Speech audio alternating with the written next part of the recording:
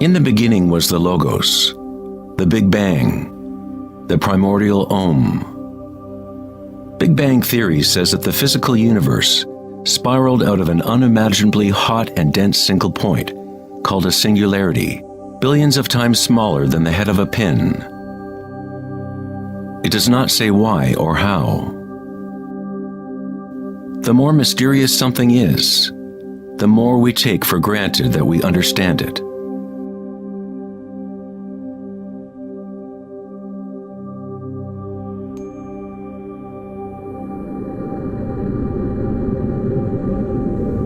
It was thought that eventually gravity would either slow the expansion or contract the universe in a big crunch.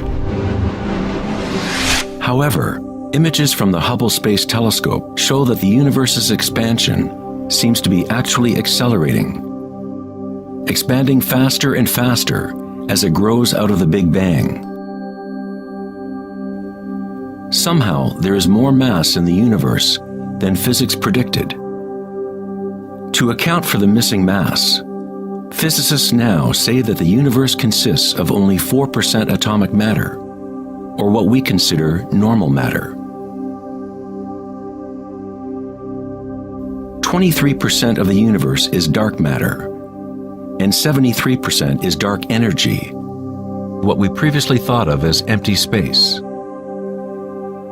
It is like an invisible nervous system that runs throughout the universe, connecting all things.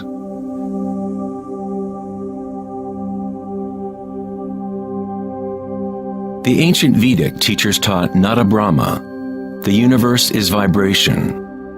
The vibratory field is at the root of all true spiritual experience and scientific investigation.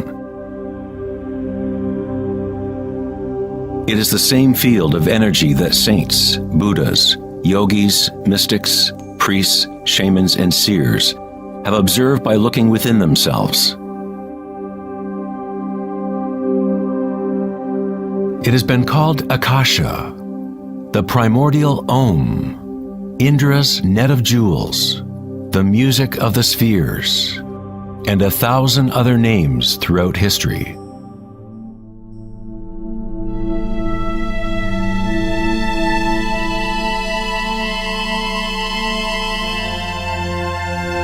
It is the common root of all religions.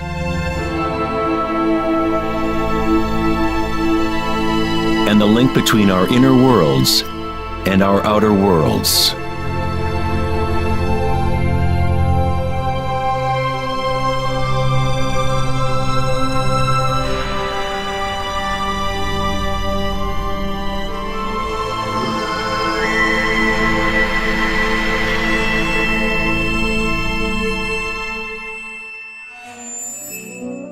In Mahayana Buddhism in the 3rd century, they described a cosmology not unlike the most advanced physics of modern day.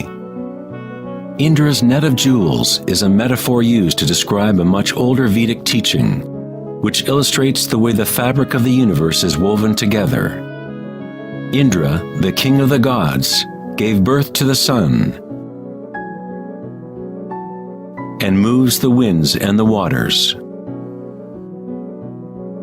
Imagine a spider web that extends into all dimensions. The web is made up of dewdrops, and every drop contains the reflection of all the other water drops. And in each reflected dewdrop, you will find the reflections of all the other droplets. The entire web in that reflection, and so on to infinity. Indra's web could be described as a holographic universe, where even the smallest stream of light contains the complete pattern of the whole.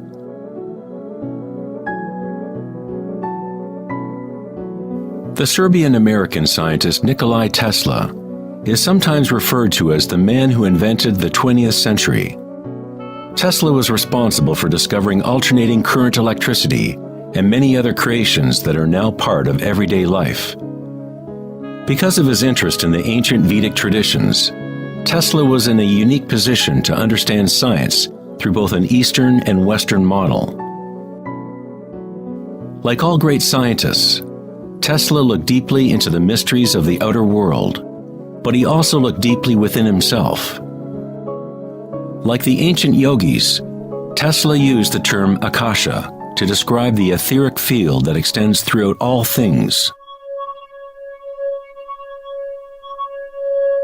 Tesla studied with Swami Vivekananda, a yogi who brought the ancient teachings of India to the West. In the Vedic teachings, akasha is space itself, the space that the other elements fill, which exists simultaneously with vibration. The two are inseparable.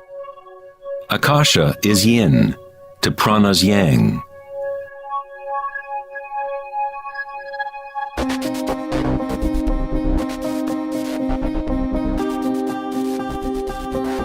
A modern concept that can help us to conceptualize akasha, or the primary substance, is the idea of fractals. It wasn't until the 1980s that advances in computers allowed us to actually visualize and reproduce mathematically the patterns in nature. The term fractal was coined in 1980 by mathematician Benoit Mandelbrot, who studied certain simple mathematical equations that, when they are repeated, produce an unending array of changing mathematical or geometrical forms within a limited framework. They are limited, but at the same time, infinite. A fractal is a rough geometric shape that can be split into parts, each of which is at least approximately a reduced size copy of the whole pattern, a property called self-similarity. Mandelbrot's fractals have been called the thumbprint of God. Om Shrim Hrim Klim Lam Gam Ganapatiye Varavaradav Saravajanam Eva Shivaya Swaha. You are seeing artwork generated by nature itself. If you turn the Mandelbrot figure a certain way, it looks sort of like a Hindu deity or Buddha. This figure is being termed the Buddha-bro figure. Om Shrim Hrim Klim Lam Gam Ganapatiye Varavaradav Saravajanam Eva Shivaya Swaha.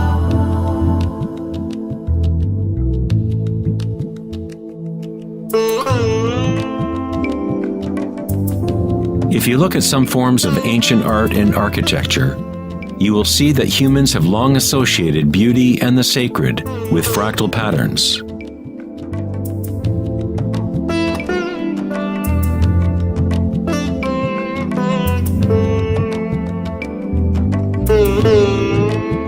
Infinitely complex, yet every part contains the seed to recreate the whole. Fractals have changed mathematicians' views of the universe and how it operates. With each new level of magnification, there are differences from the original. Constant change and transformation occurs as we traverse from one level of fractal detail to another. This transformation is the cosmic spiral, the embedded intelligence of the matrix of time-space.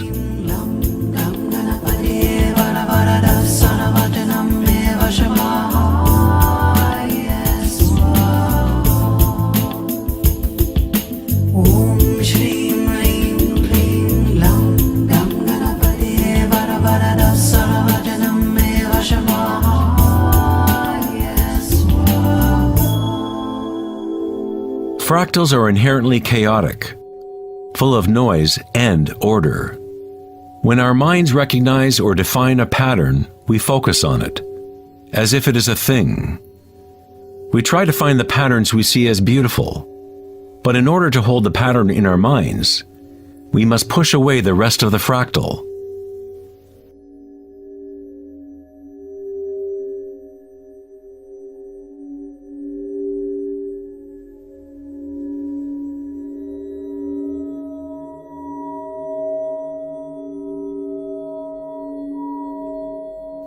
To comprehend a fractal with the senses is to limit its movement. All energy in the universe is neutral, timeless, dimensionless. Our own creativity and capacity for pattern recognition is the link between the microcosm and macrocosm, the timeless world of waves, and the solid world of things. Observation is an act of creation through limitations inherent in thinking. We are creating the illusion of solidity, of things by labeling, by naming. The philosopher Kierkegaard said, "If you name me, you negate me." By giving me a name, a label, you negate all of the other things I could possibly be. You lock the particle into being a thing by pinning it down, naming it. But at the same time, you are creating it, defining it to exist. Creativity is our highest nature. With the creation of things comes time, which is what creates the illusion of solidity.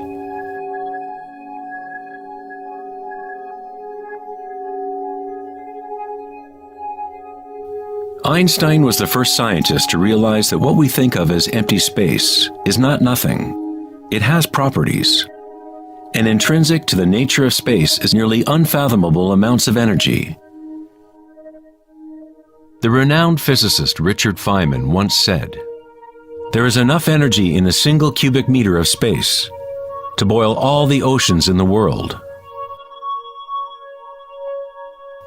Advanced meditators know that in the stillness lies the greatest power. The Buddha had yet another term for the primary substance, what he termed kalapas, which are like tiny particles or wavelets that are arising and passing away trillions of times per second.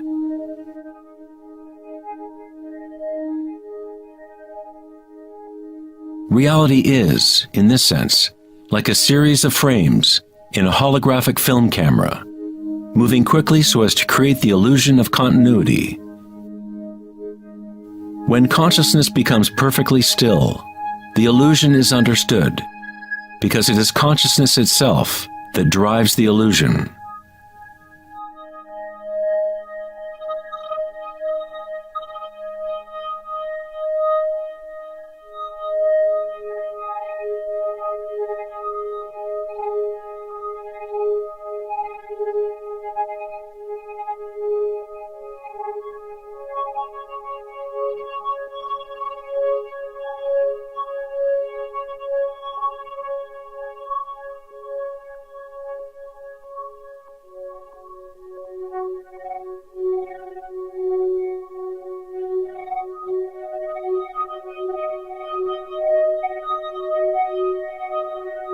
In the ancient traditions of the East, it has been understood for thousands of years that all is vibration.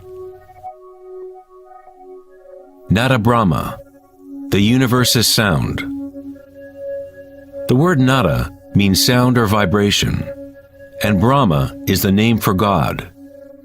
Brahma simultaneously is the universe and is the creator. The artist and the art are inseparable. In the Upanishads, one of the oldest human records from ancient India, it is said, Brahma the creator, sitting on a lotus, opens his eyes, and a world comes into being. Brahma closes his eyes, and a world goes out of being. Ancient mystics, yogis, and seers have maintained that there is a field at the root level of consciousness. The Akashic field, or the Akashic records, where all information, all experience, past, present, and future, exists now and always. It is this field or matrix from which all things arise, from subatomic particles to galaxies, stars, planets, and all life.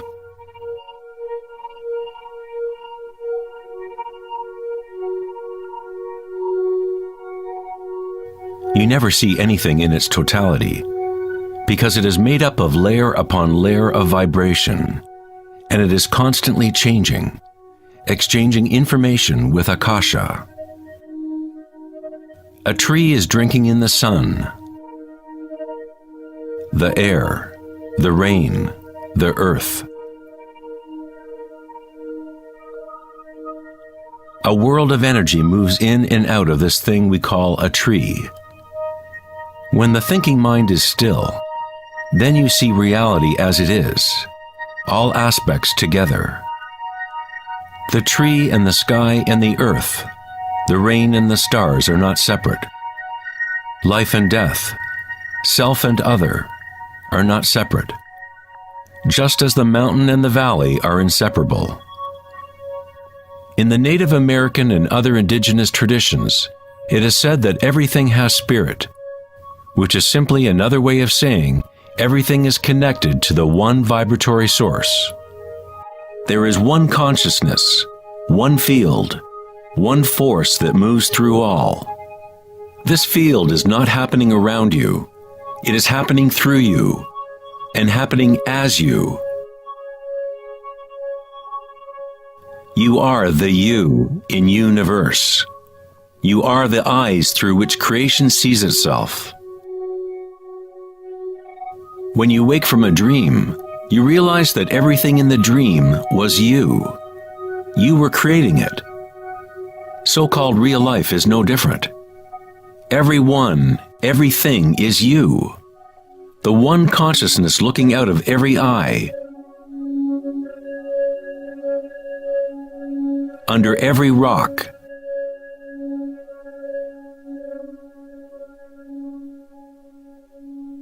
Within every particle.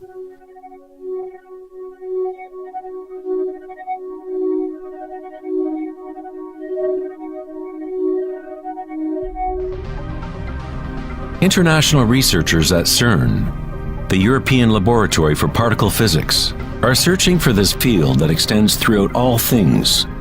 But instead of looking within, they look to the outer physical world. Researchers at the CERN laboratory in Geneva, Switzerland, announced that they had found the Higgs boson, or the God particle. The Higgs boson experiments prove scientifically that an invisible energy field fills the vacuum of space. CERN's Large Hadron Collider consists of a ring 17 miles in circumference, in which two beams of particles race in opposite directions, converging and smashing together at nearly the speed of light. Scientists observe what comes out of the violent collisions. The standard model cannot account for how particles get their mass. Everything appears to be made of vibration, but there is no thing being vibrated. It is as if there has been an invisible dancer, a shadow, dancing hidden in the ballet of the universe. All the other dancers have always danced around this hidden dancer. We have observed the choreography of the dance, but until now we could not see that dancer.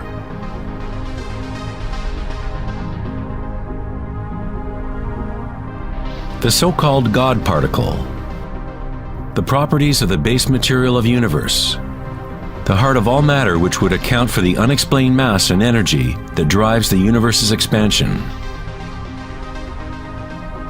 But far from explaining the nature of the universe, the discovery of the Higgs boson simply presents an even greater mystery, revealing a universe that is more mysterious than we ever imagined. Science is approaching the threshold between consciousness and matter. The eye with which we look at the primordial field and the eye with which the field looks at us are one and the same.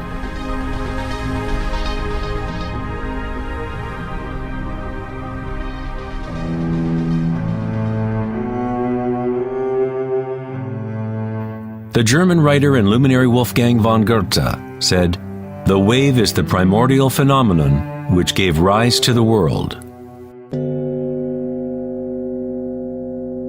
Cymatics is the study of visible sound. The word cymatics comes from the Greek root cyma, which means wave or vibration.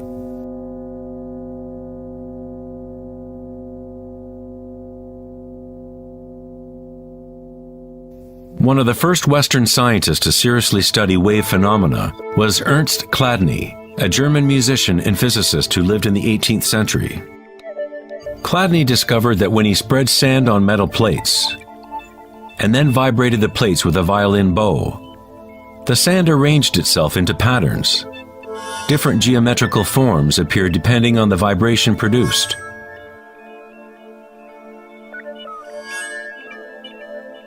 Chladni recorded an entire catalog of these shapes, and they are referred to as Chladni figures.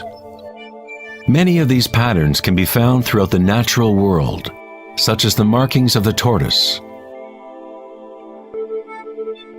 or the spot patterns of a leopard.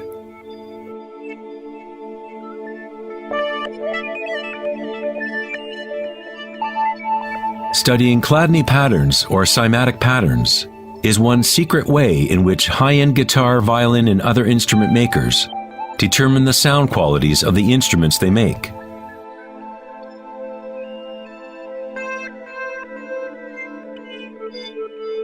Hans Jenny expanded on Chladni's work in the 1960s. Using various fluids and electronic amplification to generate sound frequencies, and coined the term cymatics. If you run simple sine waves through a dish of water, you can see patterns in the water. Depending on the frequency of the wave, different ripple patterns will appear. The higher the frequency, the more complex the pattern. These forms are repeatable, not random. The more you observe, the more you start to see how vibration arranges matter into complex forms from simple repeating waves. This water vibration has a pattern similar to a sunflower.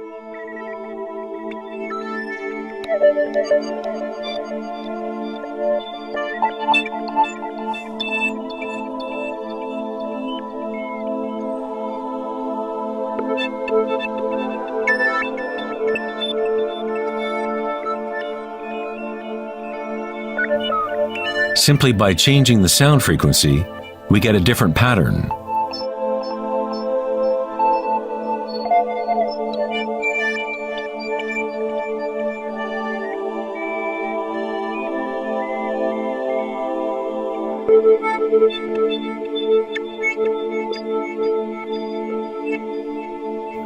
Water is a very mysterious substance.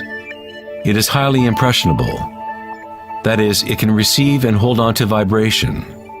Because of its high resonance capacity and sensitivity, and an inner readiness to resonate, the water responds instantaneously to all types of sonic waves.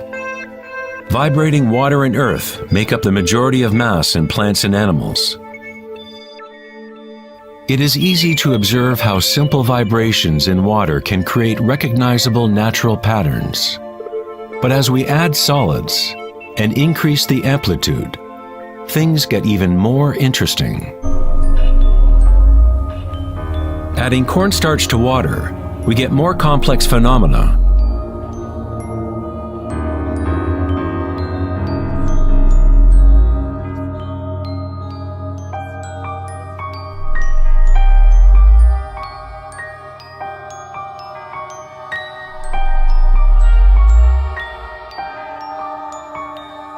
Perhaps the principles of life itself can be observed as vibrations move the cornstarch blob into what appears to be a moving organism.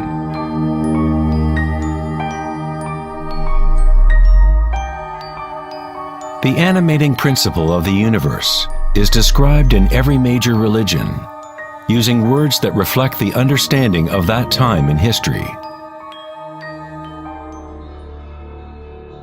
In the language of the Incas, the largest empire in pre-Columbian America, the word for human body is Alpa Kamasca, which means literally, animated earth.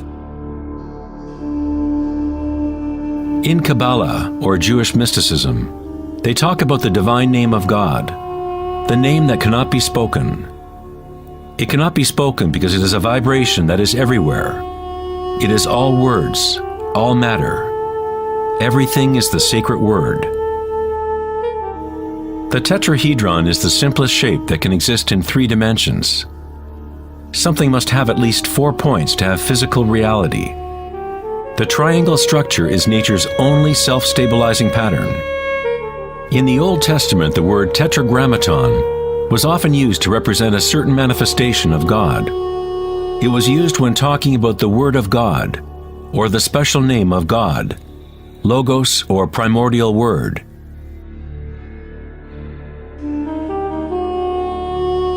The ancient civilizations knew that at the root structure of the universe was the tetrahedral shape.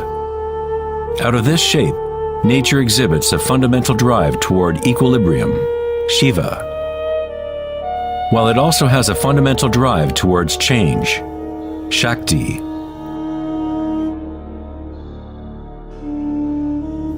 In the Bible, the Gospel of John usually reads, "In the beginning was the Word," but in the original text, the term used was logos. The Greek philosopher Heraclitus, who lived around 500 years before Christ, referred to the logos as something fundamentally unknowable, the origin of all repetition, pattern, and form. The Stoic philosophers who followed the teachings of Heraclitus identified the term with the divine animating principle pervading the universe.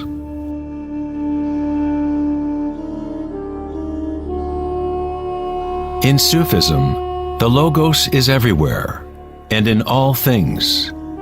It is that out of which the unmanifest becomes manifest.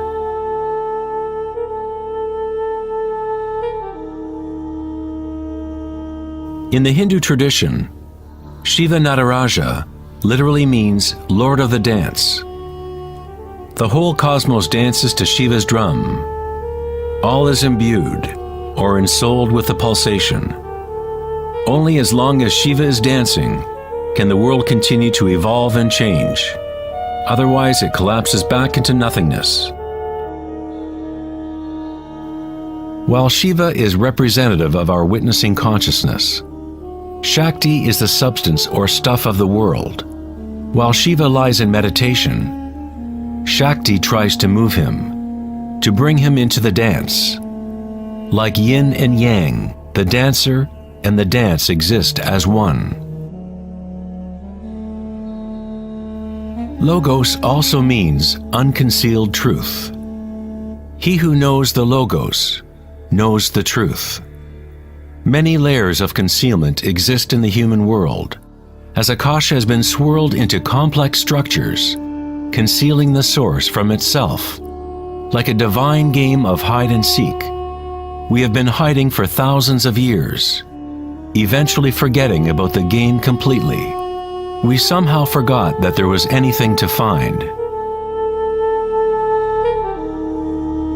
In Buddhism, one is taught to directly perceive the Logos, the field of change, or impermanence within oneself through meditation.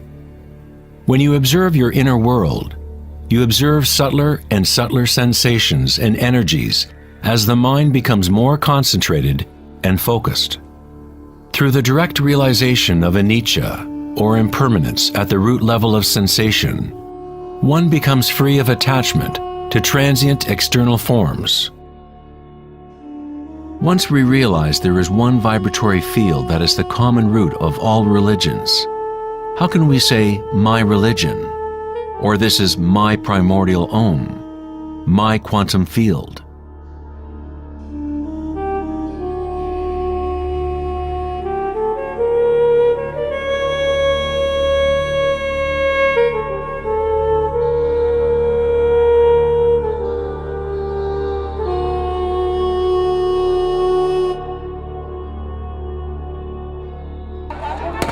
The true crisis in our world is not social, political, or economic. Our crisis is a crisis of consciousness, an inability to directly experience our true nature, an inability to recognize this nature in everyone and in all things.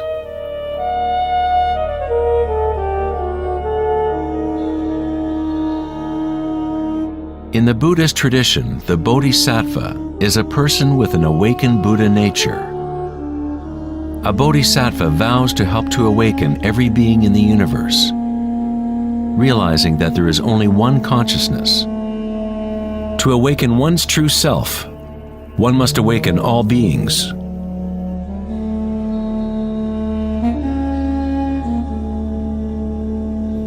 There are innumerable sentient beings in the universe. I vow to help them all to awaken. My imperfections are inexhaustible. I vow to overcome them all. The Dharma is unknowable. I vow to know it. The way of awakening is unattainable. I vow to attain it.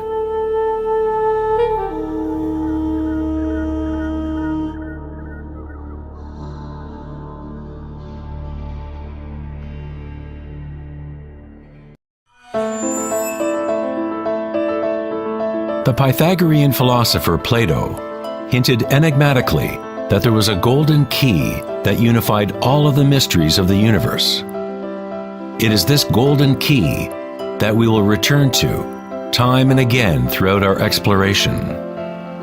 The golden key is the intelligence of the Logos, the source of the primordial Om. One could say that it is the mind of God. With our limited senses, we are observing only the outer manifestation of the hidden mechanics of self-similarity. The source of this divine symmetry is the greatest mystery of our existence. Many of history's monumental thinkers, such as Pythagoras, Kepler, Leonardo da Vinci, Tesla, and Einstein, have come to the threshold of the mystery. Einstein said, "The most beautiful thing we can experience is the mysterious. It is the source of all true art and science. He to whom this emotion is a stranger, who can no longer pause to wonder and stand wrapped in awe, is as good as dead. His eyes are closed." We are in the position of a little child entering a huge library filled with books in many different languages. The child knows someone must have written those books. It does not know how. It does not understand the languages in which they are written. The child dimly suspects a mysterious order in the arrangement of the books, but doesn't know what it is. That, it seems to me, is the attitude of even the most intelligent human being toward God. We see a universe marvelously arranged and obeying certain laws. Our limited minds cannot grasp the mysterious force that moves the constellations. Every scientist who looks deeply into the universe, and every mystic who looks deeply within the self, eventually comes face to face with the same thing: the primordial spiral.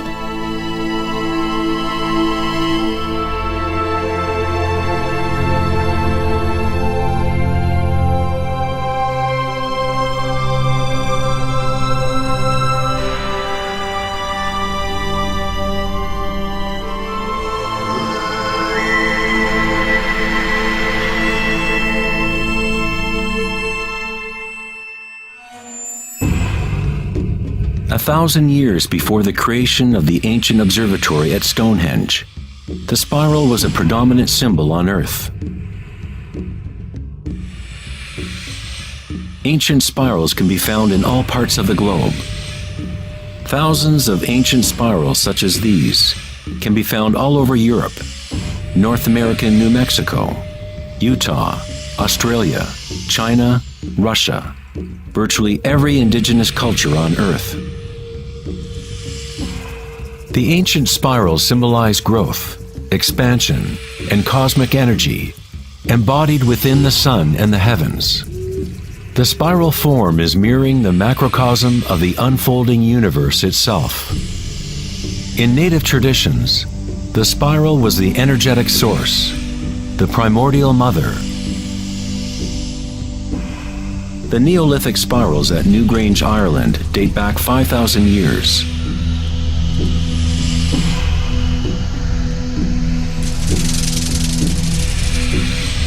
They are 500 years older than the Great Pyramid of Giza, and they are just as enigmatic to modern observers. The spiral goes back to a time in history when humans were more connected to the Earth. to the cycles and spirals of nature, a time when humans were less identified with thoughts. The spiral is what we perceive to be the torque of the universe. Prana, or creative force, swirls akasha into a continuum of solid forms. Found at all levels between the macrocosm and the microcosm, from spiral galaxies to weather systems, to the water in your bathtub,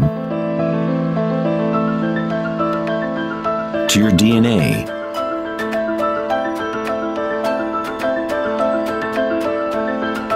to the direct experience of your own energy. The primordial spiral is not an idea, but rather that which makes all conditions and ideas possible. Various types of spirals and helices are found throughout the natural world. Snails, sea coral,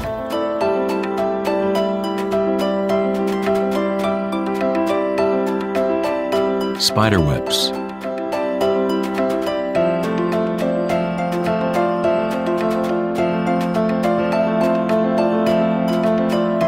fossils,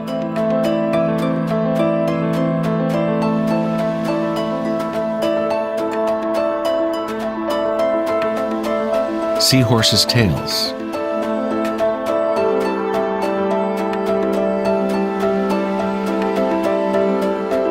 and shells.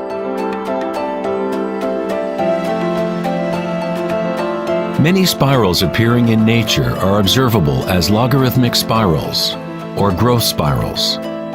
As you move out from the center, the spiral sections get exponentially larger. Like Indra's net of jewels, logarithmic spirals are self-similar, or holographic, such that the characteristics of every part are reflected in the whole.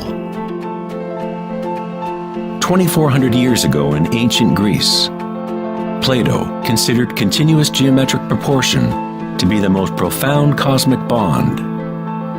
The golden ratio, or divine proportion, was nature's greatest secret. The golden ratio can be expressed as the ratio of A plus B to A is the same as the ratio of A to B. To Plato, the world's soul binds together into one harmonic resonance. The same pentagonal pattern that exists in a starfish or in a slice of okra can be seen in the path of the planet Venus, traced in the night sky over an 8-year period.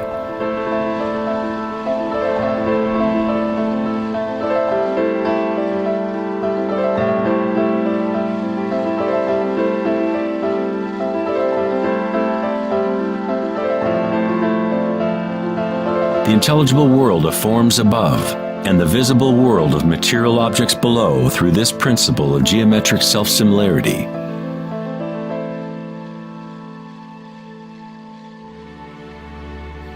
From the self-similar spiral patterns of the Romanesco broccoli to the arms of galaxies, logarithmic spirals are a ubiquitous and archetypal pattern. Our own Milky Way galaxy has several spiral arms which are logarithmic spirals with a pitch of about 12 degrees. The greater the pitch of the spiral, the tighter the turns. When you observe a plant growing in time-lapse video, you witness it dancing with the spiral of life.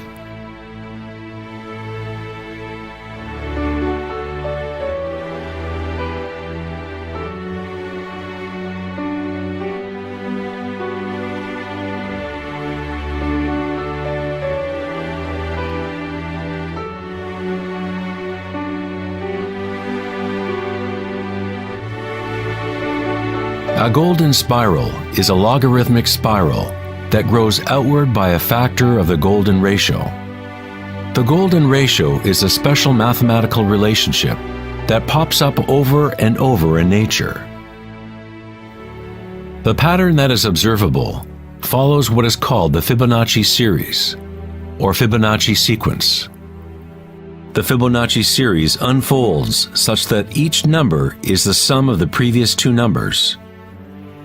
The German mathematician and astronomer Kepler discovered that self-similar spiral patterns are observable in the way leaves are arranged on stems of plants, or in the floret and petal arrangements of flowers. Leonardo da Vinci observed that the spacing of leaves was often in spiral patterns.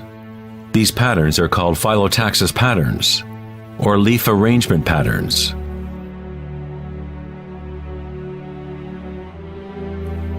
Phyllotaxis arrangements can be seen in self-organizing DNA nucleotides.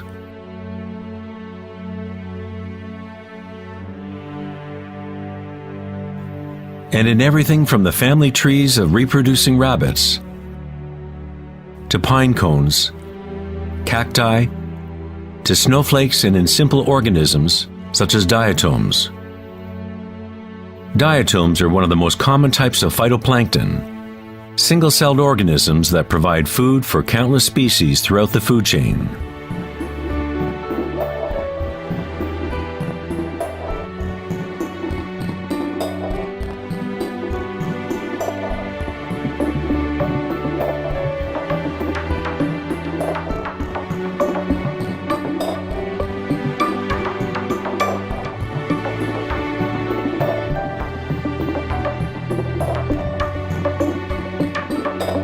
How much math do you need to know to be a sunflower or a bee?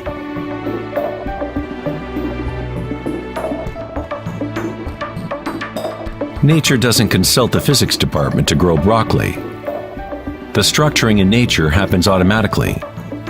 Scientists in the field of nanotechnology use the term self-assembly to describe the way complexes are formed, such as in the initial hexagonal phase of DNA formation. In nanotechnology engineering, carbon nanotubes are comprised of a similar arrangement of materials.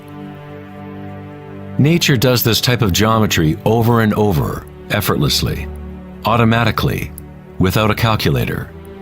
Nature is precise and extremely efficient. According to the famous architect and author Buckminster Fuller, these patterns are a function of time-space. DNA and honeycomb are the shape that they are for the same reason a bubble is round. It is the most efficient shape, requiring the least amount of energy. Space itself has shape, and allows only certain configurations for matter, always defaulting to what is most efficient. These patterns are the strongest and most efficient way to build architectural structures, such as geodesic domes.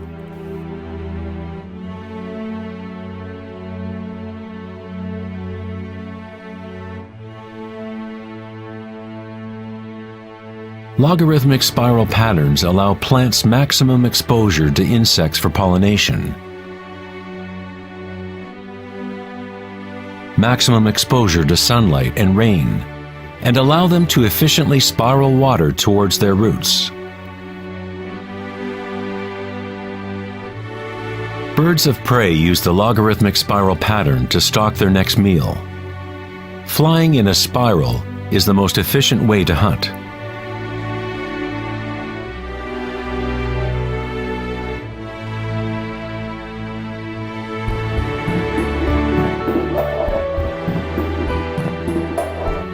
One's ability to see the spiral of life dancing akasha into material form is related to one's ability to see beauty and symmetry in nature.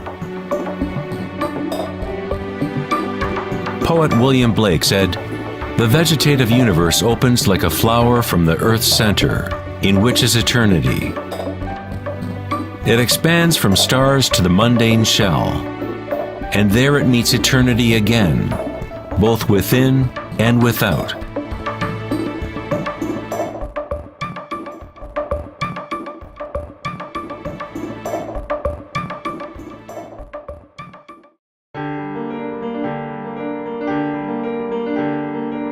The study of patterns in nature is not something that is very familiar in the West. But in ancient China, this science was known as Li, Li reflects the dynamic order and pattern in nature.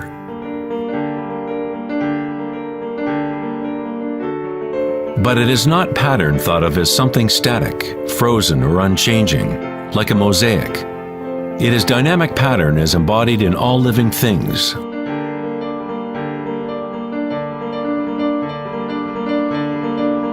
The arteries of leaves, the markings of the tortoise and the vein patterns on rocks are all expressions of nature's secret language in art.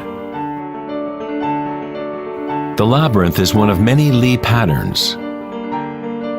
It is found in coral structures, mushrooms like the morel,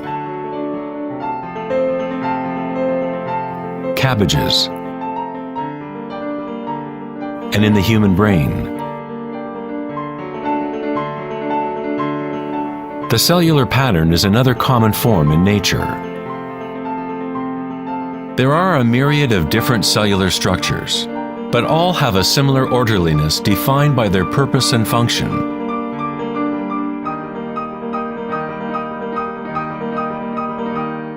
It is easy to be mesmerized with the constant play of forms. But what is most interesting is that certain archetypal forms seem to be woven into the fabric of nature at all. The branching pattern is another Li pattern, or archetypal pattern, that is observable at all levels and all fractal scales.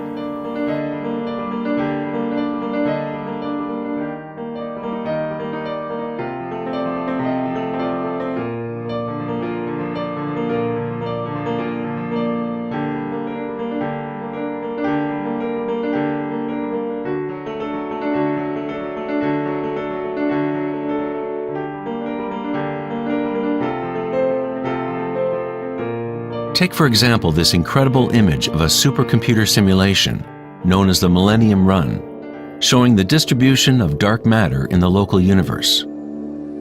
It was created by the Max Planck Society in Germany.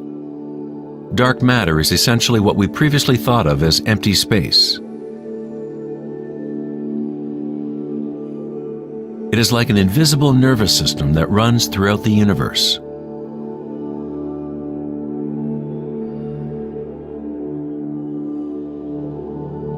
The universe is literally like a giant brain. It is constantly thinking, using a type of dark or hidden energy that science is only starting to understand.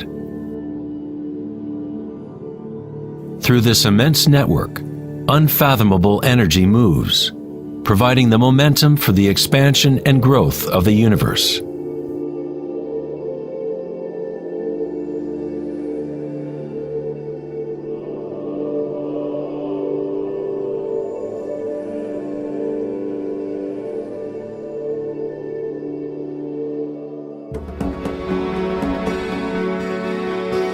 Nature creates branching patterns automatically when we set up the right conditions.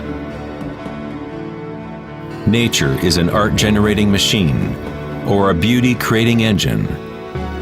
Here, electricity is being used to grow silver crystal branches. The footage is time-lapsed as they grow over several hours. The crystals form on the aluminum cathode as ions are electrodeposited from a silver nitrate solution. The formation is self-organizing. You are seeing artwork generated by nature itself. Johann Wolfgang von Goethe said, "Beauty is a manifestation of secret natural laws, which otherwise would have been hidden from us forever." In this sense, everything in nature is alive, self-organizing. When higher voltage is used, the fractal branching becomes even more obvious. This is happening in real time.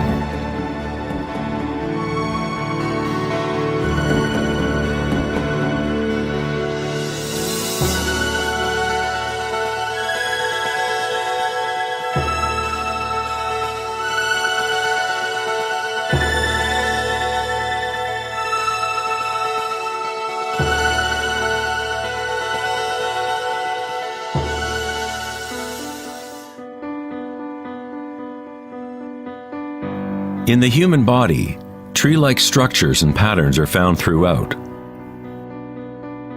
There are, of course, the nervous systems that Western medicine knows about. But in Chinese, Ayurvedic, and Tibetan medicine, the energy meridians are a central component to understanding how the body functions. The nadis, or energy meridians, form tree-like structures. A post-mortem examination will not reveal the chakras or the nadis, but that does not mean they do not exist. You need to refine your tool that you use to look. You must first learn to quiet your own mind. Only then you will observe these things first within yourself.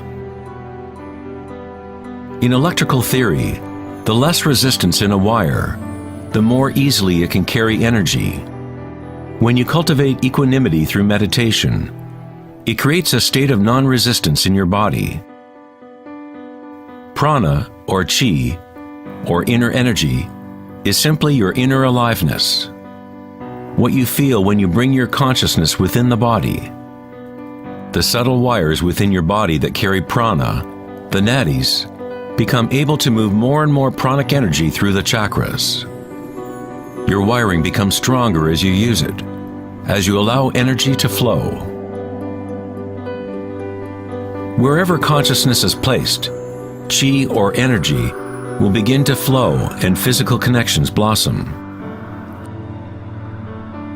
Within the brain and nervous system, physical wiring patterns become established by repetition. By continually placing your attention within and lowering resistance to the sensations you are experiencing, you increase your energetic capacity.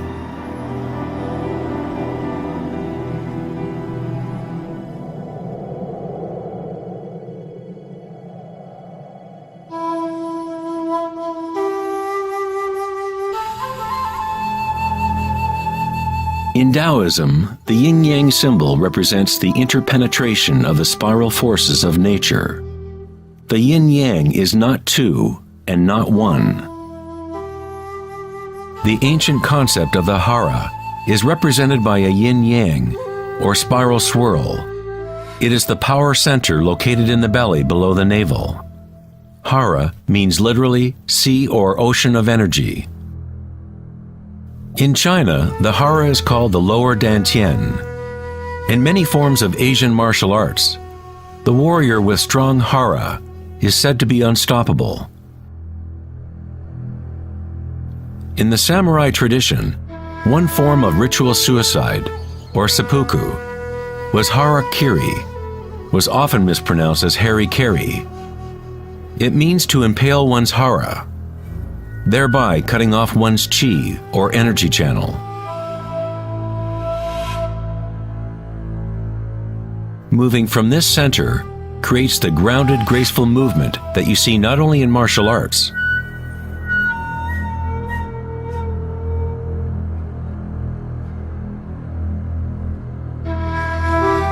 but in great golfers, belly dancers,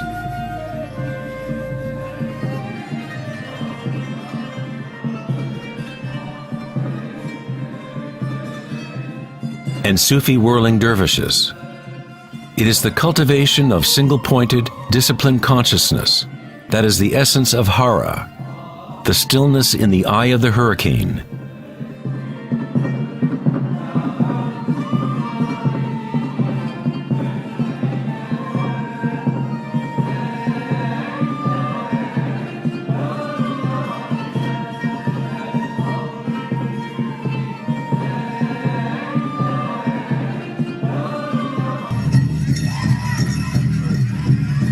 It is the gut instinct and connection to one's energy source.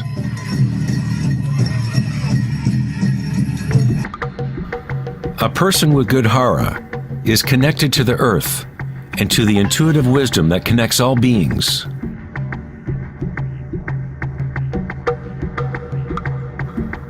To think with your belly, hara dekanganase, is to tap into your inner wisdom.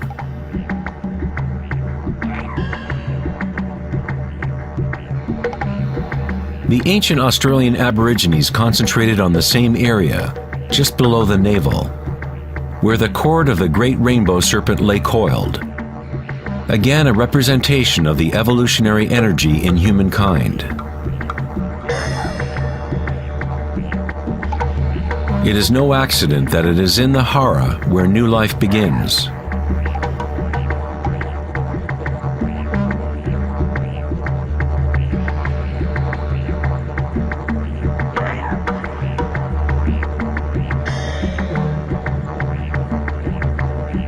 The enteric nervous system, sometimes referred to as the gut brain, is capable of maintaining a complex matrix of connections similar to the brain in the head, with its own neurons and neurotransmitters. It can act autonomously, that is, with its own intelligence. You could say that the gut brain is a fractal version of the head brain, or perhaps the head brain is a fractal version of the gut brain. A healthy bear has strong hara. When a bear knows where to forage for herbs, it follows the movement of chi through its senses, centered in the hara or belly. This is the bear's connection to the dream lodge, the place in native traditions where all knowledge comes from, to the spiral of life.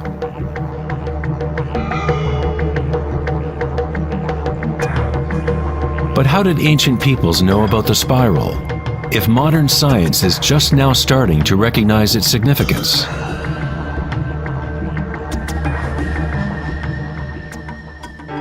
Ask the bees, for they have not forgotten how to love. Bees have a special connection to the source, as part of a symbiotic system, helping beauty and diversity to flourish. They are a bridge between the macrocosm and the microcosm. There is one heart that connects all, a hive mind, if you will. Like an open brain, the hive sends out its dreams into the world to be manifested.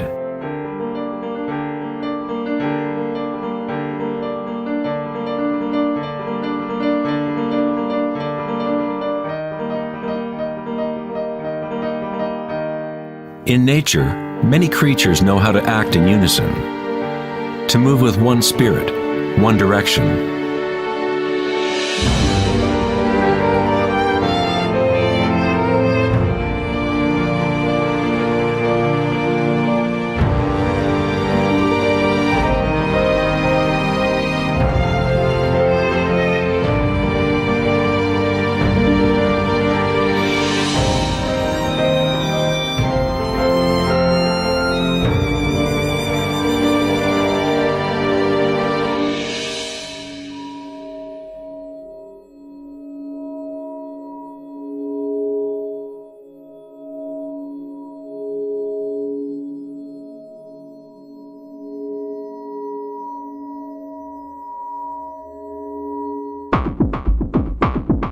But not all benefit the other species around them. For example, the locust will devour everything in its path. A locust has no choice but to act like a locust. It will never make honey or pollinate plants the way a bee does. A locust's behavior is rigid, but a human is unique in that we can act like a bee or we can act like a locust. We are free to change and manipulate the patterns of how we interact with the world. We can exist symbiotically or as a parasite.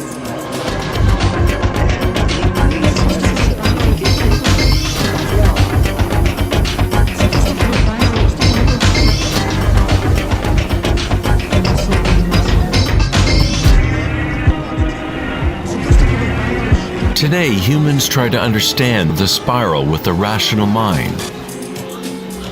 But it was never thinking that connected us to the spiral of life. Watch and fear. We have always been connected.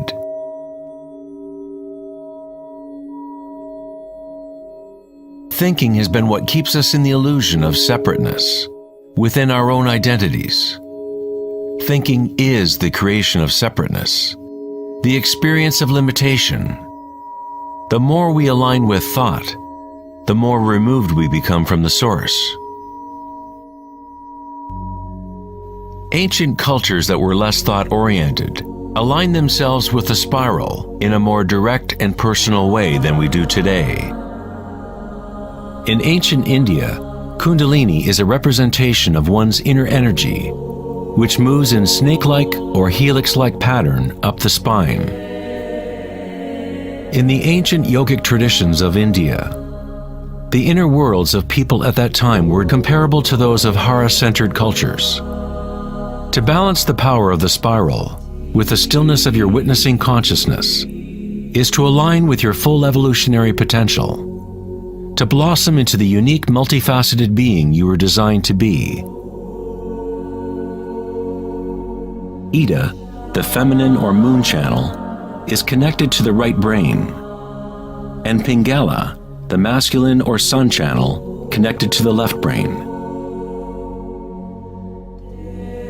When these two channels are in balance, energy flows up a third channel, Sushumna, along the center of the spine, energizing the chakras and unlocking one's full evolutionary potential. The word chakra is an ancient Sanskrit word meaning energy wheel. Kundalini is nothing less than the primordial spiral that dances your human life into existence. It is a different order of energy than we normally understand, like a bridge from gross matter to the most subtle energies. You are that bridge. Kundalini is not energy that can be forced by will, effort, and friction. It is analogous to growing a flower. All we can do as good gardeners is prepare the soil in proper conditions and let nature take its course.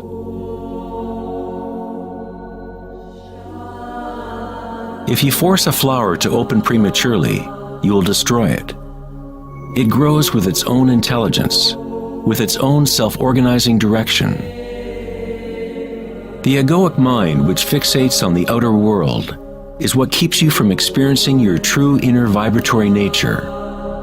When consciousness is turned within, it becomes like the sun's rays, and the lotus within begins to grow.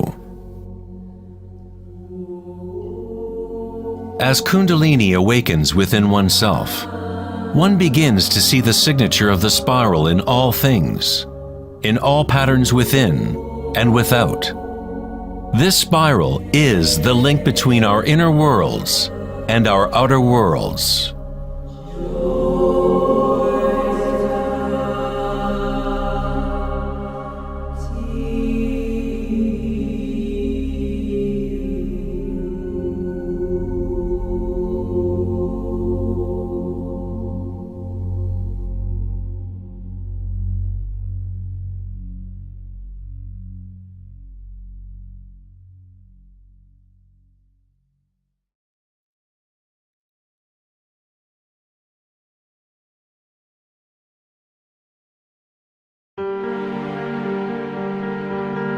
Prior to the dawn of Western civilization in written language, science and spirituality were not two separate things.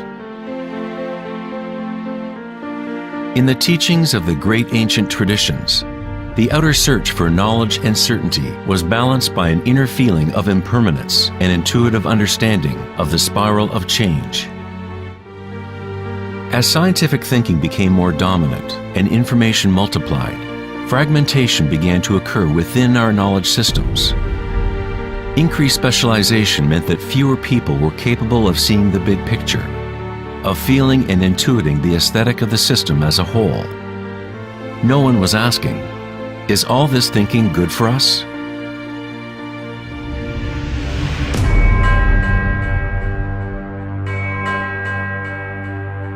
The ancient knowledge is here in our midst, hidden in plain view, but we are too preoccupied with our thoughts to recognize it.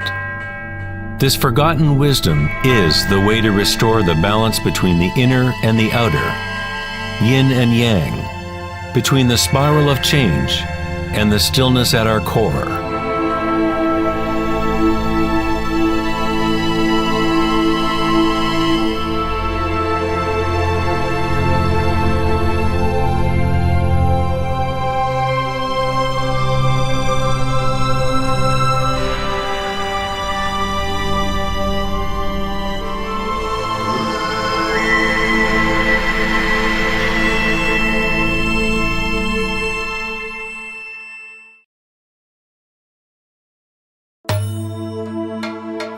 In Greek legend, Asclepius was the son of Apollo and the god of healing.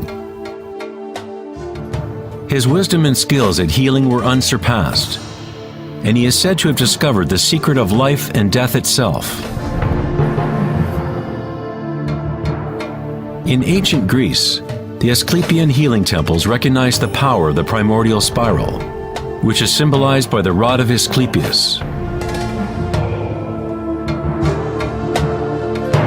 Hippocrates, the father of medicine, whose oath still forms the moral code of the medical profession, was said to have received his training at an Asclepian temple. To this day, this symbol of our evolutionary energy remains as the logo for the American Medical Association and other medical organizations worldwide.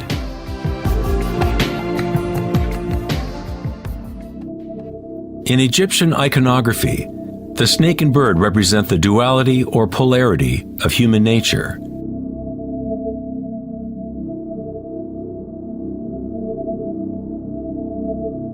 The snake, the downward direction, is the manifested spiral, the evolutionary energy of the world.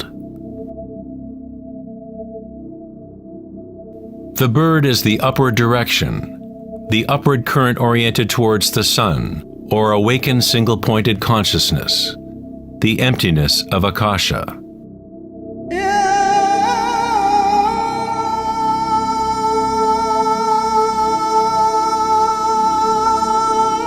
Pharaohs and gods are depicted with awakened energy, whereby the Kundalini snake moves up the spine and pierces Ajna chakra between the eyes.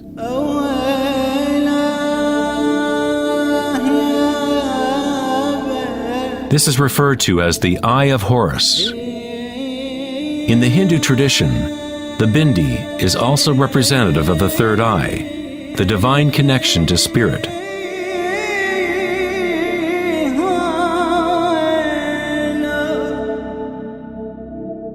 King Tutankhamun's mask is a classic example showing both the snake and bird motifs.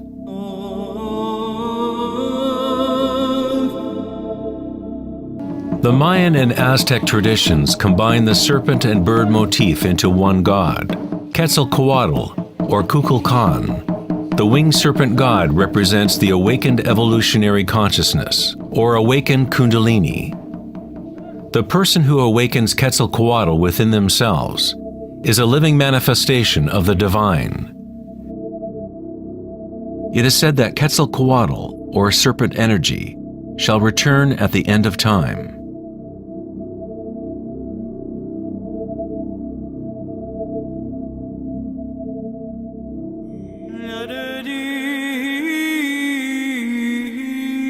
The snake and bird symbols can be found within Christianity as well.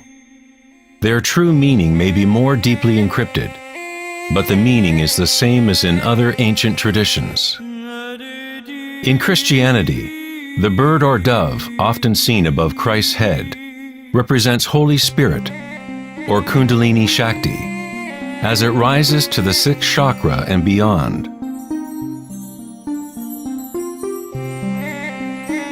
The Christian mystics called Kundalini by another name, Holy Spirit. In John 3:12, it says, "And as Moses lifted up the serpent in the wilderness, so must the Son of Man be lifted up." Jesus and Moses awakened their Kundalini energy, bringing awakened consciousness to the unconscious reptilian forces that drive human craving. Jesus was said to have spent 40 days and nights in the desert, during which time he was tempted by Satan. Similarly, the Buddha was tempted by Mara as he sat to reach enlightenment under the Bodhi tree, or wisdom tree. Both Christ and Buddha had to turn away from the lure of sensory pleasures and worldly grasping.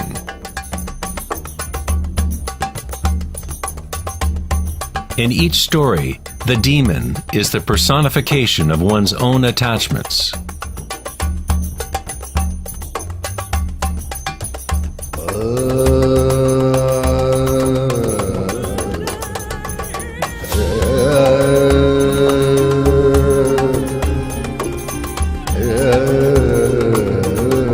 If we read the Adam and Eve story in the light of the Vedic and Egyptian traditions, we find that the serpent guarding the tree of life is Kundalini. The apple represents the lure and temptation of the external sensory world, distracting us from the knowledge of the inner world, the tree of knowledge within.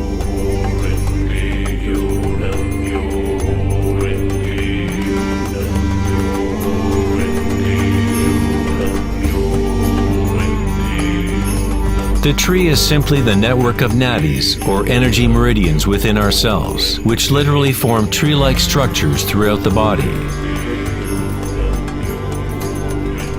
In our egoic quest for external gratification, we have cut ourselves off from the knowledge of the inner world, our connection to Akasha and the wisdom source.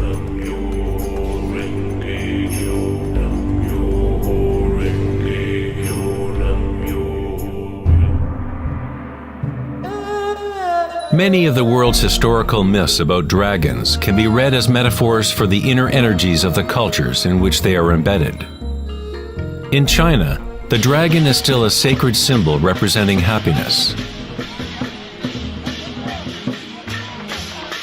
Like the Egyptian pharaohs, ancient Chinese emperors who had awakened their evolutionary energies were represented by the winged snake or dragon. The royal totem of the Jade Emperor, or Celestial Emperor, shows a balance similar to Ida and Pingala. The yin and yang of Taoism, awakening the pineal center, or what in Taoism is called the upper dantian.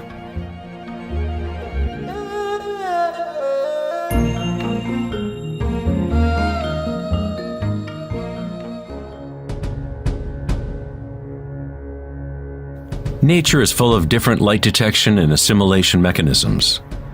For example, a sea urchin can actually see with its spiky body, which acts as one big eye. Urchins detect light striking their spines and compare the beam's intensities to get a sense of their surroundings.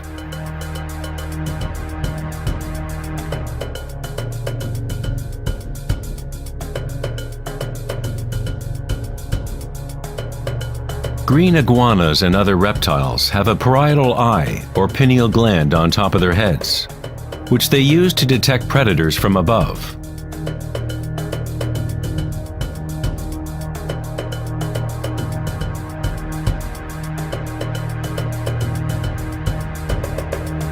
The human pineal gland is a small endocrine gland that helps to regulate waking and sleeping patterns. Even though it is buried deep inside the head, the pineal gland is sensitive to light. The philosopher Descartes recognized that the pineal gland area, or third eye, was the interface between consciousness and matter. Almost everything is symmetrical in the human body: 2 eyes, 2 ears, 2 nostrils. Even the brain has 2 sides. But there is one area of the brain that is not mirrored. This is the pineal gland area and the energetic center that surrounds it. On a physical level, unique molecules are formed naturally by the pineal gland, such as DMT. DMT also forms naturally at the moment of birth and moment of death, literally acting as a unique bridge between the world of the living and the dead. DMT is produced naturally during states of deep meditation and samadhi, or through entheogenic means. For example, ayahuasca is used in the shamanic traditions of South America to remove the veil between the inner and outer worlds. The word pineal itself has the same root as pine cone, because the pineal gland exhibits a similar spiral phyllotaxis pattern. This pattern, also known as the flower of life pattern, is common in ancient artwork depicting enlightened or awakened beings. When the pinecone image is seen in sacred artwork, it represents the awakened third eye, single-pointed consciousness, directing the flow of evolutionary energy. The pinecone represents the flowering of the higher chakras, which are activated as Sushumna rises to the Ajna chakra and beyond. In Greek mythology, the worshippers of Dionysus carried a thyrsus, or giant staff, wrapped with spiraling vines topped with a pine cone, again representing Dionysian energy, or Kundalini Shakti, as it travels up the spine to the pineal body at the sixth chakra.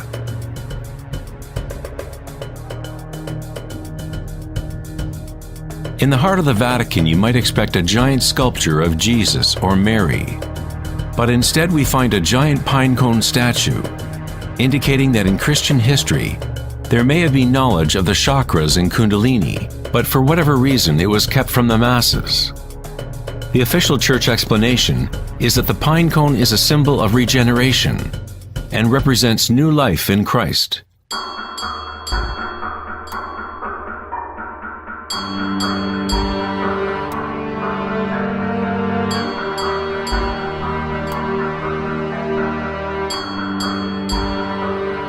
The 13th century philosopher and mystic Meister Eckhart said, "The eye with which I see God and the eye with which God sees me is one and the same."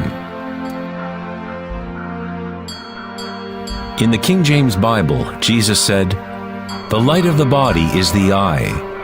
If therefore thine eye be single, thy whole body shall be full of light."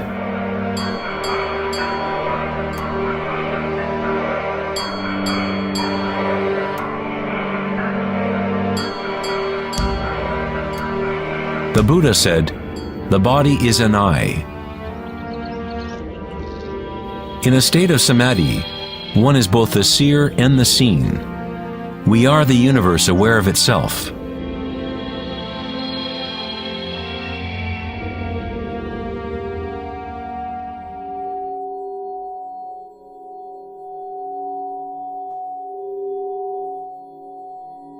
When Kundalini is activated, it stimulates the sixth chakra and pineal center, and this area starts to regain some of its evolutionary functions. Darkness meditation has been used for thousands of years as a way to activate the sixth chakra in the area of the pineal gland. Activation of this center allows a person to be able to see their inner light. Whether it is the proverbial yogi or shaman retreating deep into a cave, or Taoist or Mayan initiate, or a Tibetan monk, all traditions incorporate a period of time during which one goes into the darkness. The pineal gland is the gateway to being able to experience one's subtle energy directly. The philosopher Nietzsche said, "If you stare into the abyss long enough, eventually you find the abyss stares back at you."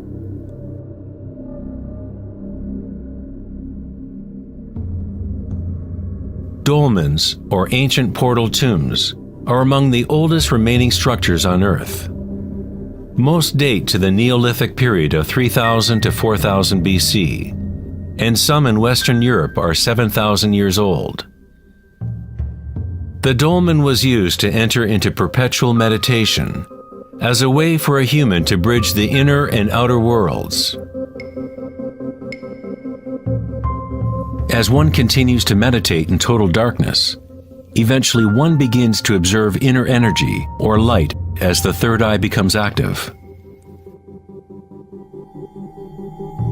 The circadian rhythms, which are governed by the sun and moon channels, no longer control the functions of the body, and a new rhythm is established.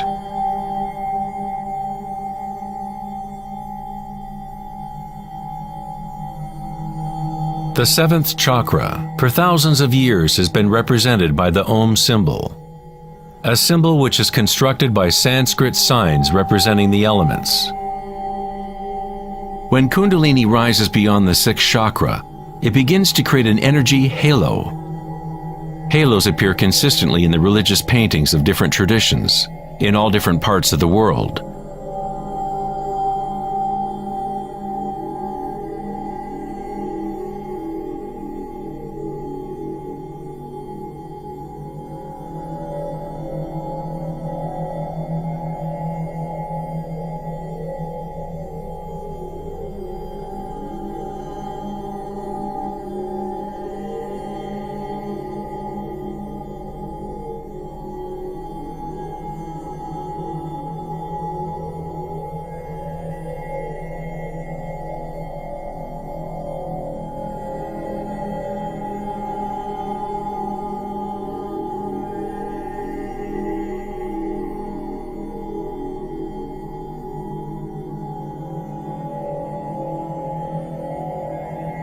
The halo, or the depiction of an energy signature around an awakened being, is common to virtually all religions in all parts of the world.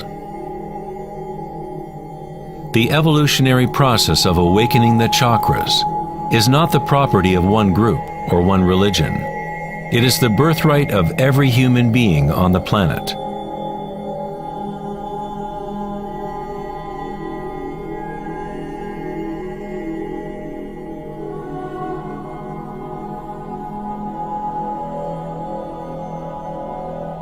The crown chakra is the connection to the divine, that which is beyond duality, beyond name and form. Akhenaten was a pharaoh, whose wife was Nefertiti. He is referred to as the son of the sun. He rediscovered Aten, or the Word of God within himself, uniting Kundalini and consciousness.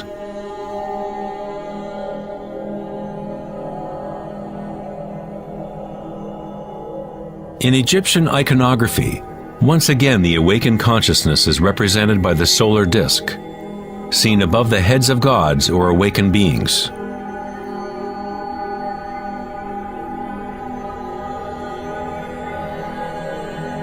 In Hindu and yogic traditions, this halo is called Sahasrara, the thousand-petal lotus.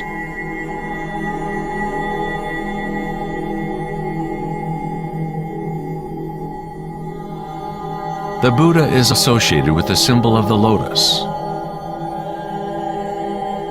The phyllotaxis pattern is the same pattern as can be found in a blooming lotus. It is the flower of life pattern, the seed of life. It is the fundamental pattern into which all forms fit. It is the very shape of space itself, or a quality inherent to Akasha.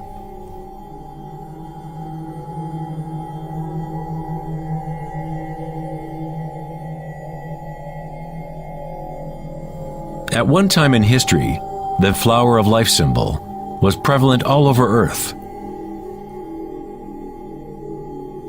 The flower of life is found guarded by lions at the entrance of the most holy places in China and other parts of Asia.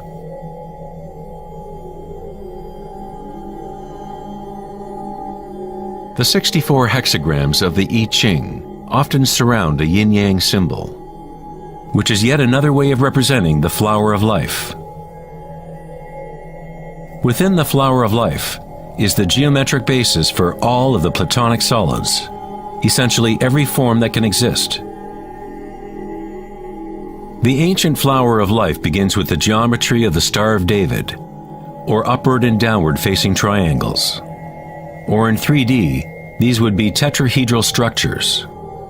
This symbol is a yantra, a sort of program that exists within the universe, the machine that is generating our fractal world. Yantras have been used as tools for awakening consciousness for thousands of years. The visual form of the yantra is an external representation of an inner process of spiritual unfolding. It is the hidden music of the universe made visible, comprised of intersecting geometrical forms and interference patterns.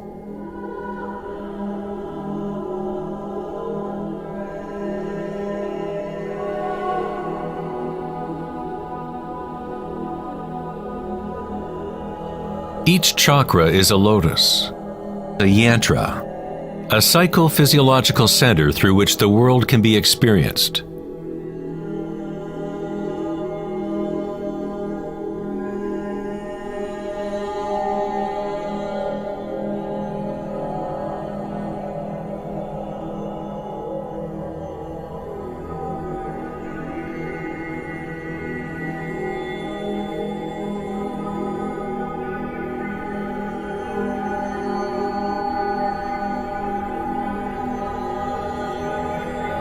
A traditional yantra, such as can be found in the Tibetan tradition, is invested with rich layers of meaning, sometimes incorporating a complete cosmology and worldview. The yantra is a constantly evolving pattern which works through the power of repetition or iteration of a cycle. The power of the yantra is all but lost in today's world because we seek meaning only in the external form, and we do not connect it to our inner energies through intention.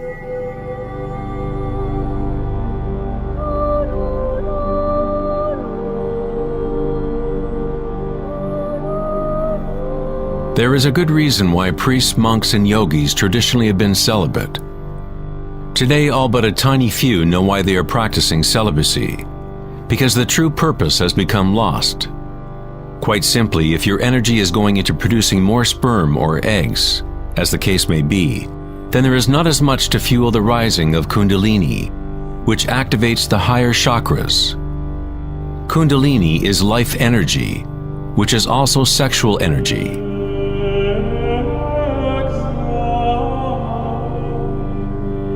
When awareness becomes less focused on animal urges and is put into the objects reflective of the higher chakras, that energy flows up the spine and to those chakras.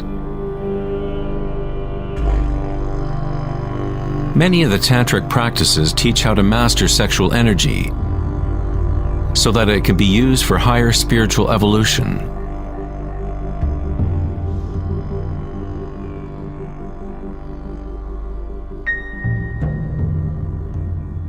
Your state of consciousness creates the right conditions for your energy to be able to grow. Entering a state of consciousness takes no time. As Eckhart Tolle says, awareness and presence always happen in the now. If you are trying to make something happen, then you are creating resistance to what is. It is the removing of all resistance that allows evolutionary energy to unfold. In the ancient yogic tradition, yoga postures were used to prepare the body for meditation. Hatha yoga was never intended solely as an exercise regime, but as a way to link one's inner and outer worlds. The Sanskrit word hatha means sun, ha, and moon, tha. In the original Yoga Sutras of Patanjali, the purpose of the 8 limbs of yoga are the same as the Buddha's Eightfold Path: to liberate one from suffering. When the polarities of the dual world are in balance, a third thing is born. We find the mysterious golden key that unlocks the evolutionary forces of nature. This synthesis of the sun and moon channels is our evolutionary energy.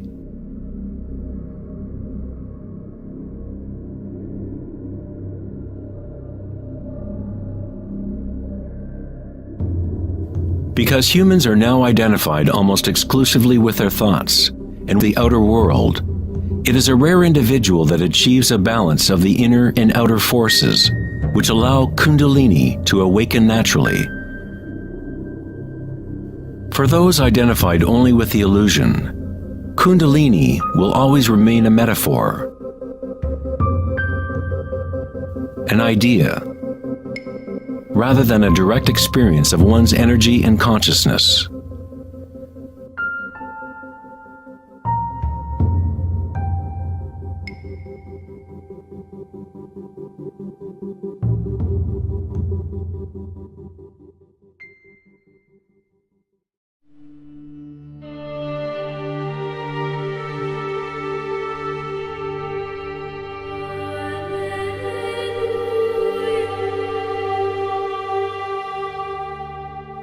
Life, liberty, and the pursuit of happiness.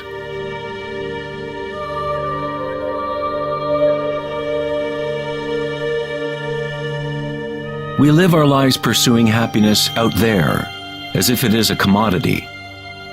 We have become slaves to our own desires and craving.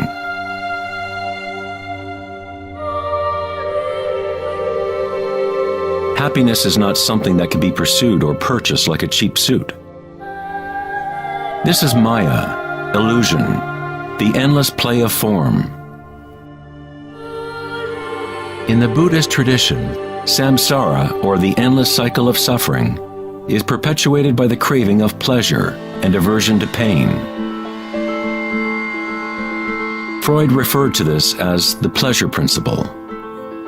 Everything we do is an attempt to create pleasure, to gain something that we want, or to push away something undesirable that we don't want. Even a simple organism like the paramecium does this. It is called response to stimulus. Unlike a paramecium, humans have more choice.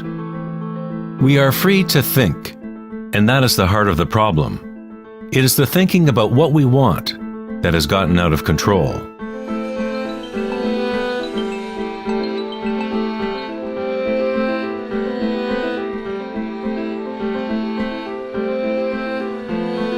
Safety systems armed. 10, 9, 8, 7, 6, 5, 4, 3, 2, 1, 0, and liftoff of Endeavour, going where east and west do meet at the International Space Station. The dilemma of modern society is that we seek to understand the world not in terms of archaic inner consciousness, but by quantifying and qualifying what we perceive to be the external world by using scientific means and thought. Thinking has only led to more thinking and more questions. We seek to know the innermost forces which create the world and guide its course. But we conceive of this essence as outside of ourselves, not as a living thing intrinsic to our own nature. It was the famous psychiatrist Carl Jung who said, "One who looks outside dreams. One who looks inside awakes." It is not wrong to desire to be awake, to be happy. What is wrong is to look for happiness outside when it can only be found inside.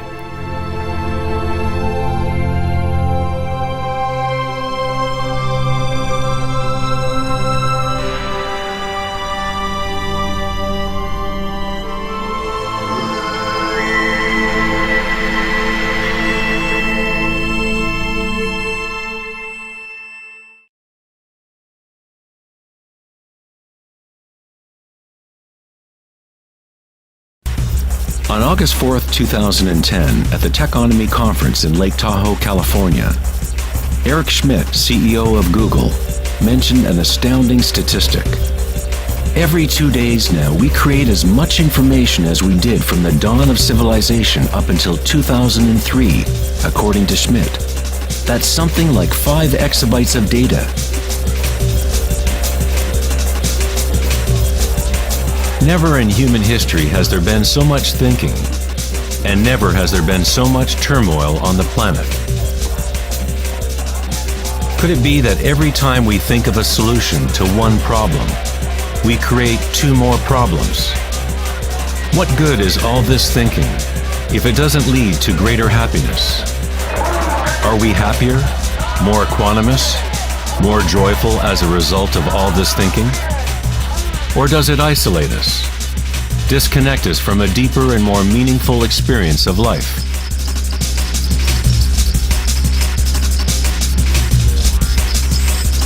Thinking, acting, and doing must be brought into balance with being.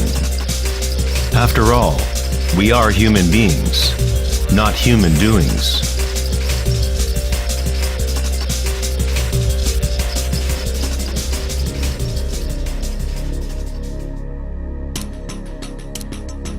We want change, and we want stability at the same time. Our hearts have become disconnected from the spiral of life, the law of change, as our thinking minds drive us towards stability, security, and pacification of the senses. With a morbid fascination, we watch killings, tsunamis, earthquakes, and wars. We constantly try to occupy our mind, fill it with information. TV shows streaming from every conceivable device, games and puzzles, text messaging, and every possible trivial thing. We let ourselves become mesmerized with the endless stream of new images, new information, new ways to tantalize and pacify the senses. At times of quiet inner reflection, our hearts may tell us that there is more to life than our present reality, that we live in a world of hungry ghosts, endlessly craving and never satisfied.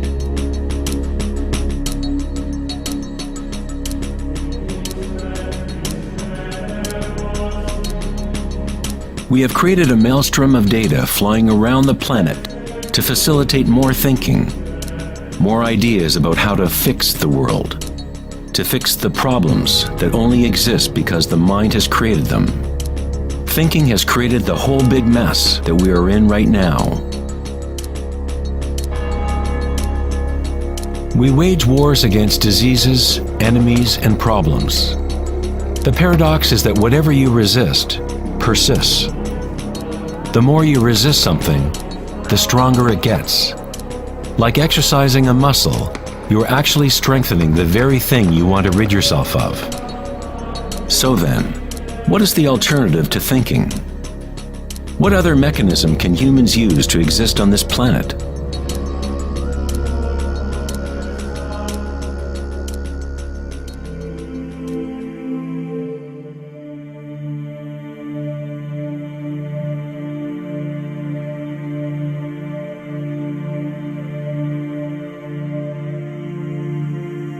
While Western culture in recent centuries has focused on exploring the physical by using thought and analysis, other ancient cultures have developed equally sophisticated technologies for exploring inner space. It is the loss of the connection to our inner worlds that has created imbalance on our planet. The ancient tenet, know thyself, has been replaced with a desire to know and experience the outer world of form. Answering the question, who am I, is not simply a matter of describing what is on your business card.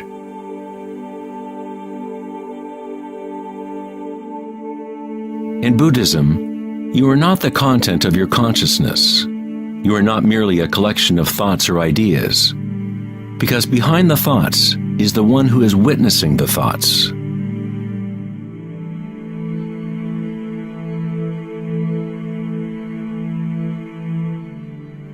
The imperative know thyself is a Zen koan, an unanswerable riddle. Eventually the mind will become exhausted in trying to find an answer, like a dog chasing its tail. It is only the ego identity that wants to find an answer, a purpose. The truth of who you are does not need an answer, because all questions are created by the egoic mind. You are not your mind.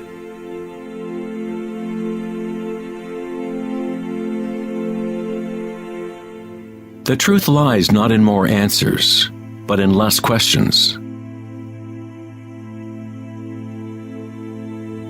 As Joseph Campbell said, I don't believe people are looking for the meaning of life as much as they are looking for the experience of being alive.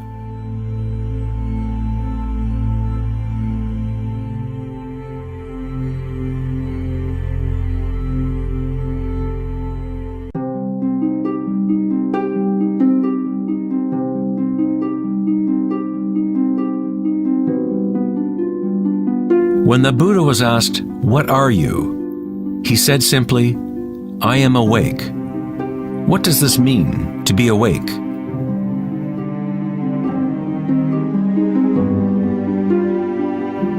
The Buddha does not say exactly, because the flowering of each individual life is different.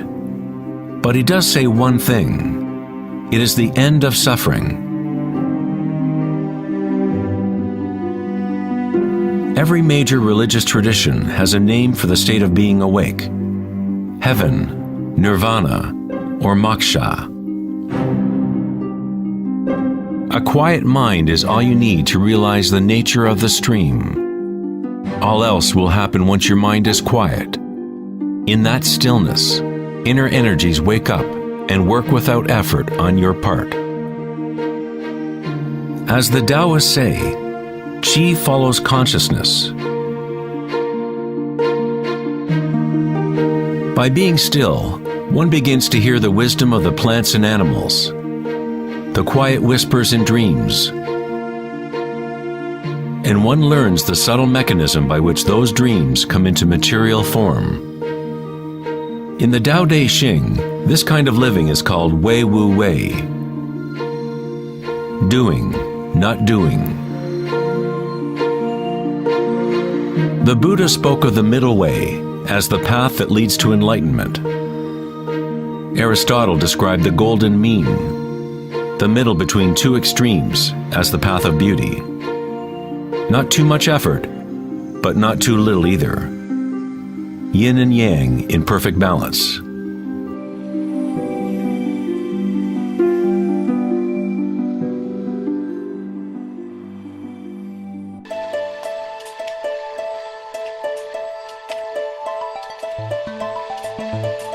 Vedanta's notion of Maya, or illusion, is that we do not experience the environment itself, but rather a projection of it, created by thoughts.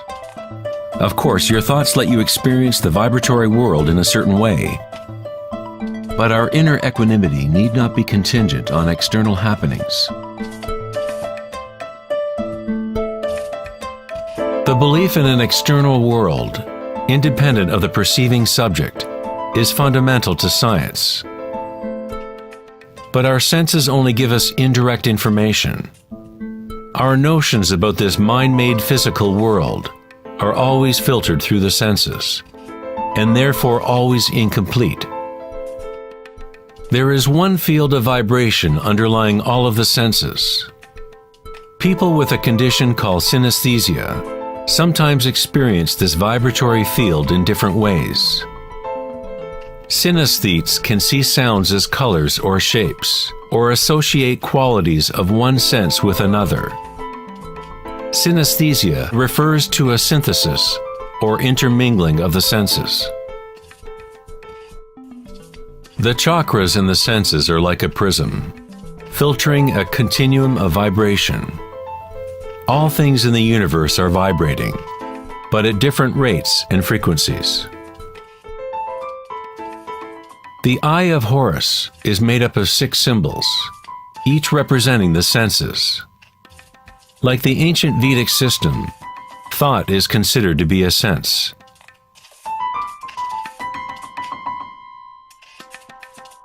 Thoughts are received simultaneously as sensations are experienced on the body. They arise from the same vibratory source. Thinking is simply a tool, one of 6 senses, but we have elevated it to such a high status that we identify ourselves with our thoughts. The fact that we do not recognize thinking as one of the 6 senses is very significant. We are so immersed in thought that trying to explain thought as a sense is like telling a fish about water. Water? What water?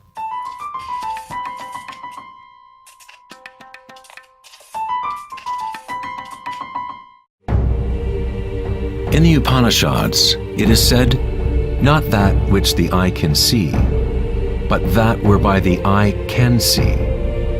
Know that to be Brahman, the eternal, and not what people here adore. Not that which the ear can hear, but that whereby the ear can hear.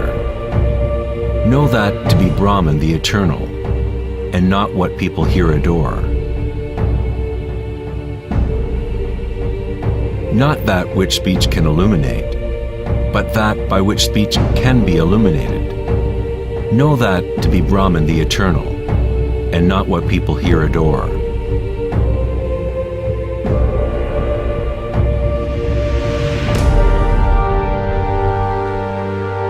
Not that which the mind can think, but that whereby the mind can think.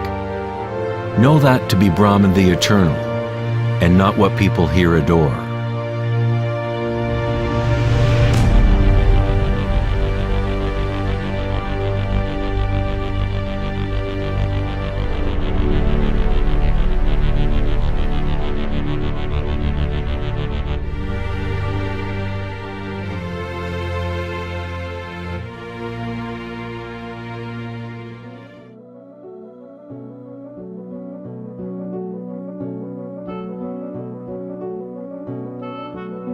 In the last decade, great advances have taken place in the area of brain research. Scientists have discovered neuroplasticity, a term which conveys the idea that the physical wiring of the brain changes according to the thoughts moving through it. As Canadian psychologist Donald Hebb put it, neurons that fire together, wire together.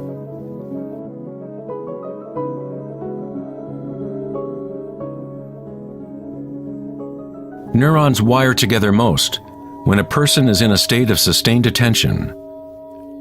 What this means is that it is possible to direct your own subjective experience of reality. Literally, if your thoughts are ones of fear, worry, anxiety, and negativity, then you grow the wiring for more of those thoughts to flourish. If you direct your thoughts to be ones of love, compassion, gratitude, and joy, you create the wiring for repeating those experiences. But how do we do that if we are surrounded by violence and suffering? Isn't this some kind of delusion or wishful thinking? Neuroplasticity is not the same as the New Age notion that you create your reality by positive thinking. It is actually the same thing that the Buddha taught 2,500 years ago. Vipassana meditation, or insight meditation, could be described as self-directed neuroplasticity. You accept your reality exactly as it is, as it actually is. But you experience it at the root level of sensation, at the vibratory or energetic level, without the prejudice or influence of thought. Through sustained attention at the root level of consciousness, the wiring for an entirely different perception of reality is created.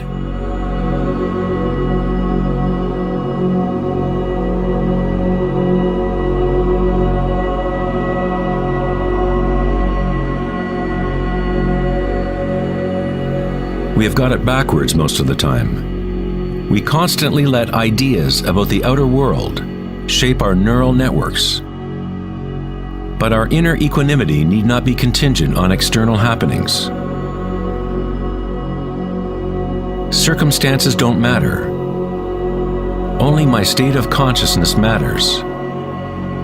Meditation in Sanskrit means to be free of measurement, free of all comparison, to be free of all becoming. You are not trying to become something else. You are okay with what is. The way to rise above the suffering of the physical realm is to totally embrace it, to say yes to it, so it becomes something within you, rather than you being something within it.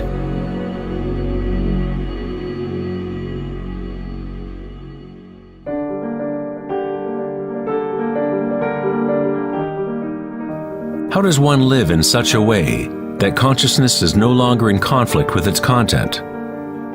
How does one empty the heart of petty ambitions? There must be a total revolution in consciousness, a radical shift in orientation from the outer world to the inner. It is not a revolution brought about by will or effort alone, but also by surrender, acceptance of reality as it is.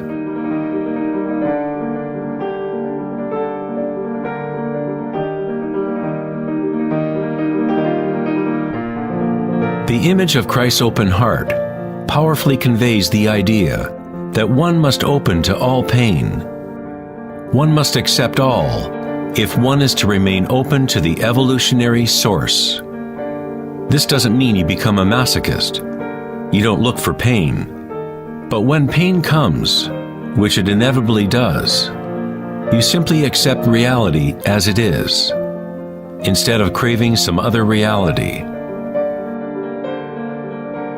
The Hawaiians have long believed that it is through the heart that we learn truth. The heart has its own intelligence, as distinctly as the brain does. The Egyptians believed that the heart, not the brain, was the source of human wisdom. The heart was considered the center of the soul and the personality. It was through the heart that the divine spoke, giving ancient Egyptians knowledge of their true path. This papyrus depicts the weighing of the heart. It was considered a good thing to go into the afterlife with a light heart. It meant that you had lived well.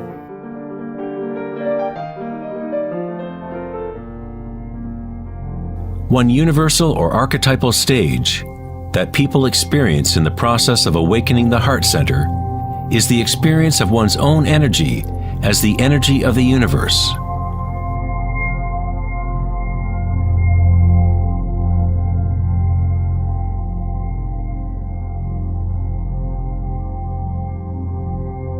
When you allow yourself to feel this love, to be this love, when you connect your inner world with the outer world, then all is one. How does one experience the music of the spheres? How does a heart open?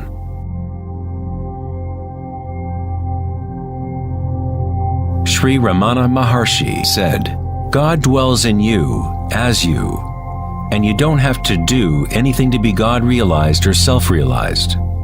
It is already your true and natural state. Just drop all seeking, turn your attention inward, and sacrifice your mind to the one self, radiating in the heart of your very being.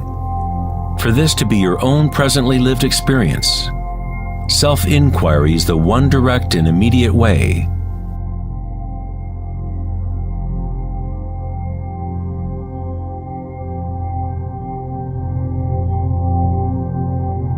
When you meditate and observe sensations within, your inner aliveness, you are actually observing change.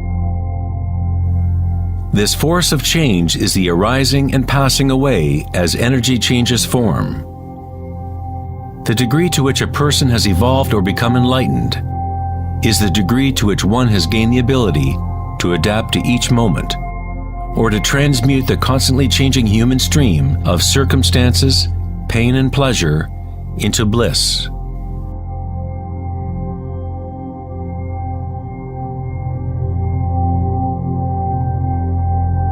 Leo Tolstoy, author of War and Peace, said, "Everyone thinks of changing the world, but no one thinks of changing him or herself."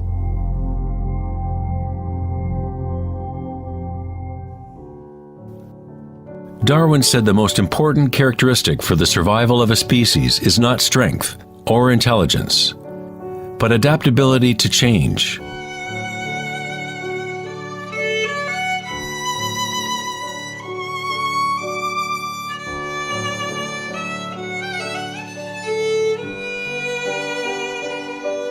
One must become adept at adapting. This is the Buddhist teaching of anicca. Everything is arising and passing away, changing, constantly changing. Suffering exists only because we become attached to a particular form.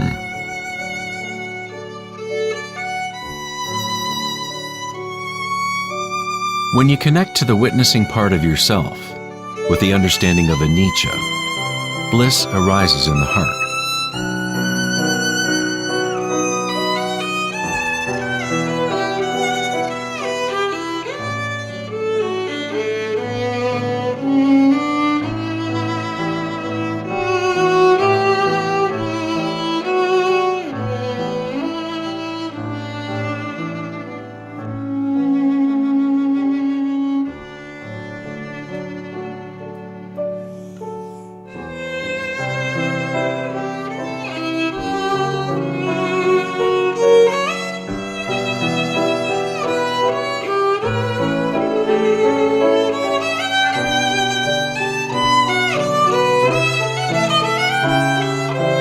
Saints, sages, and yogis throughout history unanimously describe one sacred union that occurs in the heart.